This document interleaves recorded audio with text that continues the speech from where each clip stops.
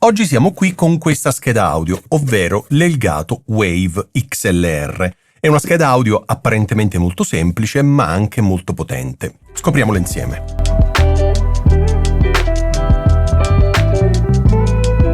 Come ti raccontavo nell'introduzione, oggi siamo qui con questa scheda audio, ovvero l'Elgato Wave XLR. Come puoi vedere è veramente piccolissima, sta nel palmo della mia mano. È una scheda, non vorrei che ti lasciassi ingannare dalle dimensioni e dall'interfaccia semplice, perché fondamentalmente c'è un pomellone che gira ma si preme per cambiare funzionalità. Perché non è nelle dimensioni che sta la funzionalità, è vero che è molto piccola ma è anche molto potente. Prima di iniziare a parlarti di tutte le sue caratteristiche, unboxing.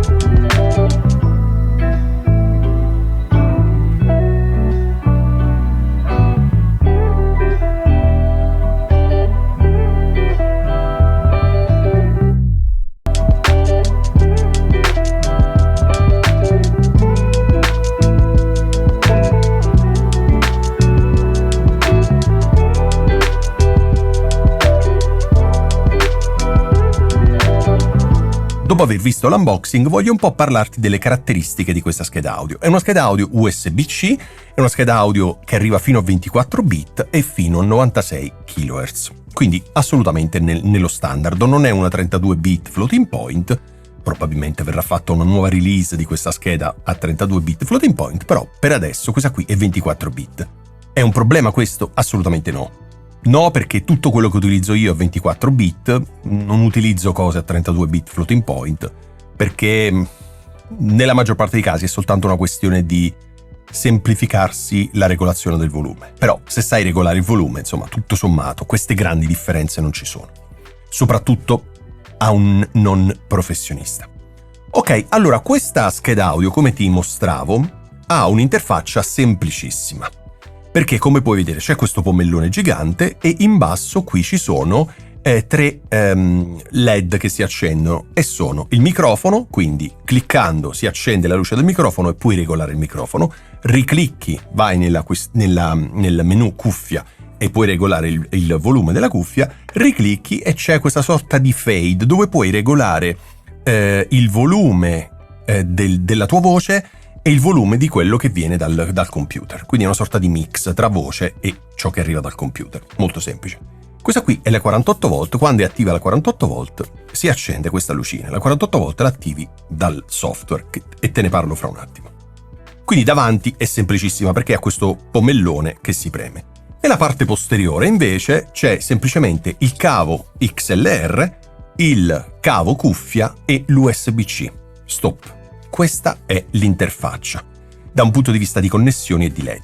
Una cosa molto interessante è che tantissime schede audio dedicate soprattutto a streamer, gamer, ma non solo, hanno una caratteristica, è questa. Come puoi vedere qui, non so se riesci a leggere, forse sì, però l'hai visto sicuramente nell'unboxing, qui c'è scritto mute ed è un tasto a sfioramento.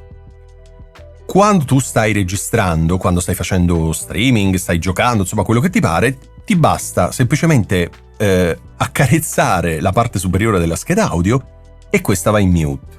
Infatti si illumina tutti i LED della scheda audio diventano rossi per farti capire appunto che è in mute. Quando hai finito, perché stai tossendo oppure perché non vuoi far sentire la tua voce perché non è importante in quel momento, riaccarezzi la parte superiore della scheda audio e tutto torna normale. E questa è una cosa veramente interessante perché ti assicuro che non si sente click, non si sente niente, quindi il passaggio da mute a voce normale e viceversa è assolutamente senza alcun tipo di rumore o di suono. E questo è molto molto molto interessante. Dal mio punto di vista è super essenziale, super minimale, quindi è rivolta soprattutto a un pubblico di gamer e streamer, ma anche chi vuole fare podcast fondamentalmente, chi non ha intenzione di fare podcast super professionali, ma podcast comunque decenti, podcast che possono essere ascoltati tranquillamente senza nessun problema. Uno scheda audio del genere sicuramente è la scelta giusta. Non ha dei convertitori paragonabili, non so, alle Audient, alle SSL o altre schede audio di fascia alta. Ma questo non vuol dire che non suoni bene. Quindi è una scheda audio assolutamente utilizzabile, una scheda audio che suona veramente bene, però non è la migliore scheda audio sul mercato. Ecco, questo volevo dirti. Però, a differenza di tutte le schede audio che ti ho nominato in questo video, quindi le Audient, SSL, eccetera, eccetera, questa qui ha una caratteristica migliore, ha un punto di forza maggiore rispetto a queste altre schede audio. Sai qual è? Il gain. Questa scheda audio arriva fino a 75 dB di gain. 75 dB. Che cosa vuol dire? Che puoi pilotare qualsiasi microfono, Shure SM7B incluso, senza problemi, senza aggiungere mic booster e soprattutto senza neanche andare al massimo del gain della scheda, perché sai bene che quando tu arrivi al massimo del gain della scheda audio introduci tanto rumore di fondo. Di solito circa 3/4 della manopolina della scheda audio inizia a introdurre rumore, perché stai portando al massimo i preamplificatori, e per quanto preamplificatori buoni, silenziosi, eccetera, inevitabilmente quando li porti al massimo introducono un po' di rumore di fondo. Nulla che con un noise gate, un expander non si possa risolvere. In questo caso, con questa scheda audio, non arrivi a quel punto. Quindi, per quanto questi preamplificatori non siano i più silenziosi del mercato, il fatto di non doverli spingere al massimo fa sì che questa scheda audio sia silenziosa. Quindi in assoluto non è la scheda audio più silenziosa del mercato, ma avendo tantissimo gain e non dovendola spingere al massimo, è molto più silenziosa rispetto a tante altre schede audio.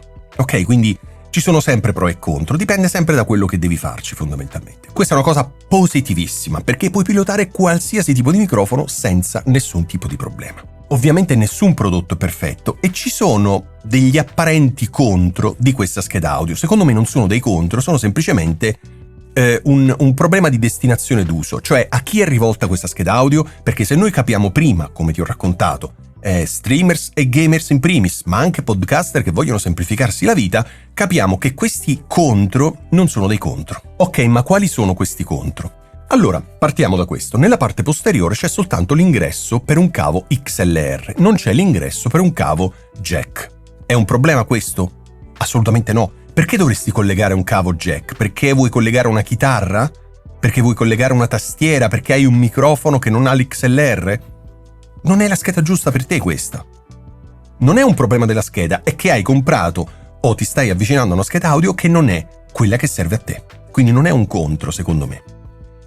Secondo, il jack della cuffia è quello piccolo, non è il jack grande ma il TRS. È un problema? No, perché tutte le cuffie, anche le più professionali, come quelle che ho io, non le più professionali in assoluto, ma comunque cuffie da studio serie, hanno la possibilità di avvitare o svitare l'adattatore da jack a TRS, quindi non c'è nessun problema. Terzo punto potrebbe essere quello della mancanza delle uscite per delle casse monitor. Ora, io uso le cuffie, non uso le casse monitor, e come me tante persone che conosco, professionisti, usano le cuffie buone ovviamente. Bisogna per forza usare le cuffie? No, però questa scheda audio non ha le uscite per le casse monitor, quindi se a te servono per forza le uscite per le casse monitor, non è questa la scheda giusta per te. Non è questa scheda che ha un problema o un contro, semplicemente rivolgendosi a gamers, a streamers e a un certo tipo di podcaster, non ha necessità di avere l'uscita per le casse monitor attive. La scheda audio perfetta non esiste,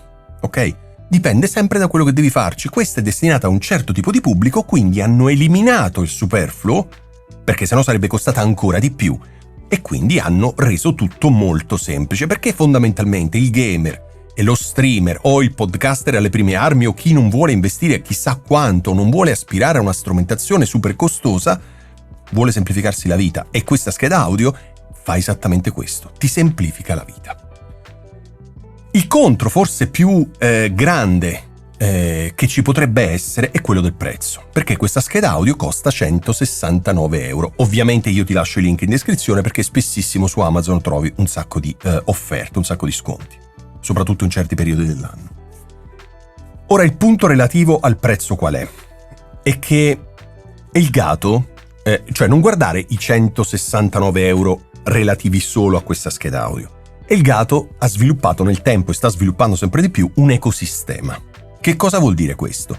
Vuol dire che tu non stai pagando solo il prezzo della scheda audio, stai pagando il prezzo di questa scheda audio che ti dà una serie di vantaggi. Ad esempio, l'integrazione con lo Stream Deck Plus. L'integrazione via software con lo Stream Deck Plus ti permette di gestire dallo Stream Deck Plus questa scheda audio, quindi un grossissimo vantaggio. Oppure il software Wavelink. Se ti interessa conoscere nel dettaglio questo software e tutte le sue caratteristiche avanzate, c'è il video sull'Elgato Wave 3, microfono USB a condensatore che ho fatto e ho spiegato nel dettaglio il software. Magari faccio un altro video anche su questo, però se ti interessa vallo a vedere. Perché dentro quel software e grazie al marketplace di Elgato tu puoi scaricare plugin, quindi puoi scaricare un equalizzatore, un compressore, un deesser, un noise gate.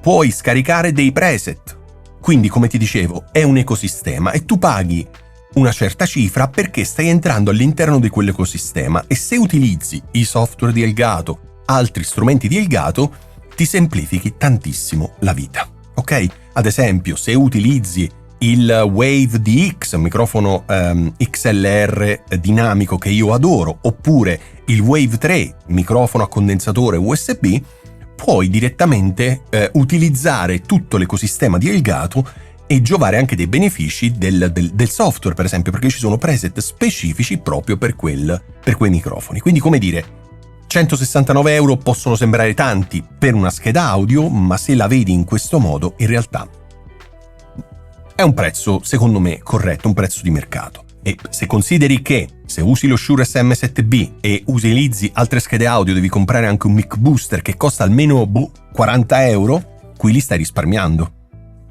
Quindi non sono più 169, ma potrebbero essere 129. Bisogna, secondo me, ragionare sempre in funzione dello strumento e del suo utilizzo. Io ovviamente ringrazio i ragazzi di Elgato per avermi inviato questo prodotto fantastico e se hai dubbi, domande e curiosità, commenta questo video e io ti rispondo nel più breve tempo possibile. Grazie mille, noi ci vediamo prestissimo.